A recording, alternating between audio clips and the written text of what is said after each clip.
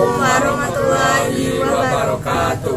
Halo Sobat Fisika, kami dari kelompok 3 kelas 11 IPA 1 dengan saya Marisa Nadine Calista, Saya Mutiara Nabila. Saya Aditya Minanda Pauli. Saya Hafiz Agustian. Di video praktikum kali ini kami akan membahas tentang penerapan gelombang bunyi pada tong. Penasaran kan? Yuk simak video pembahasannya. Sebelum memulai videonya jangan lupa untuk like, Komen. Share. Dan subscribe. channel Pura-Pura Tahu Fisika. Selamat menyaksikan.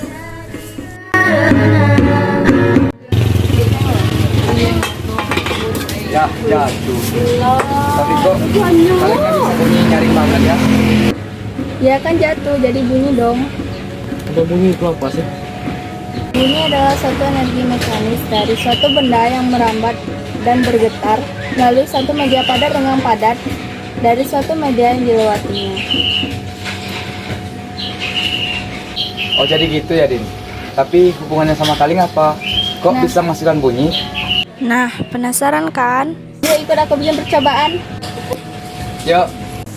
Untuk melakukan praktikum sederhana kali ini, kita membutuhkan alat dan bahan. Yang pertama tong, yang kedua air, dan yang ketiga ranting kayu. Tujuan dilakukannya praktikum kali ini yaitu untuk mengetahui perbedaan bunyi pada zat padat dan zat cair.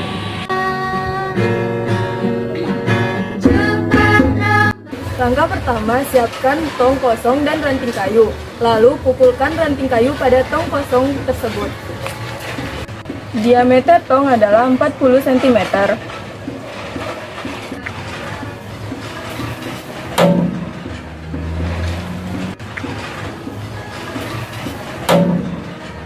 Tong yang kosong merupakan media padat yang tidak dapat menyerap suara.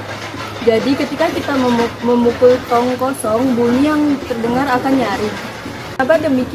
Hal demikian dapat terjadi karena bunyi yang datang pada dinding tong dengan bunyi yang dihasilkan pada dinding tong ke telinga hampir bersamaan. Akibatnya, bunyi yang memantul akan memperkuat bunyi aslinya, sehingga bunyi terdengar lebih keras. Atau disebut dengan gaung, merupakan suara pantul yang datang sebelum suara asli yang telah dibuat. Hal ini terjadi karena adanya hambatan pada gelombang yang memiliki jarak dekat dengan sumber suara.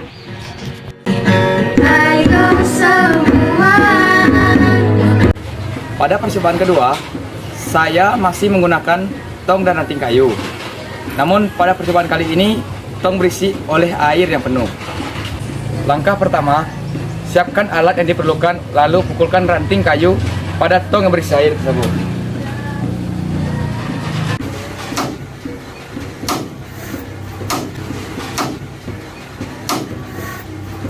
Jadi, tong yang berisi air merupakan benda cair yang menyerap suara, jadi ketika dipukul tidak terlalu nyaring. Mengapa demikian?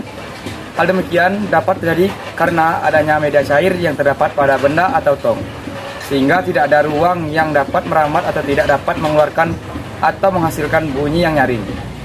Oleh karena itu, bunyi di dalam tong berisi air tidak dapat memantul. Fungsi air yaitu sebagai peredam suara.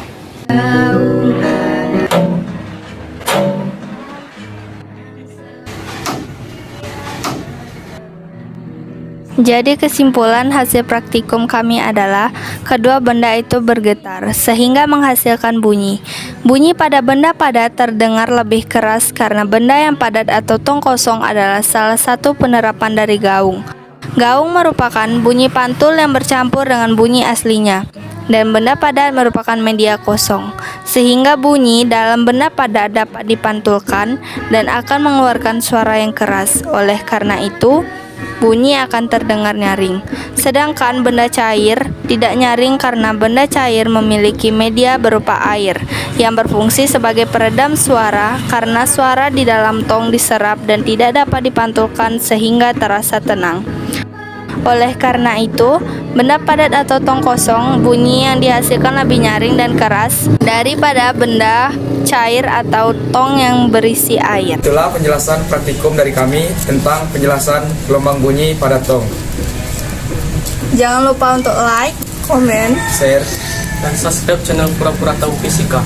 semoga bermanfaat.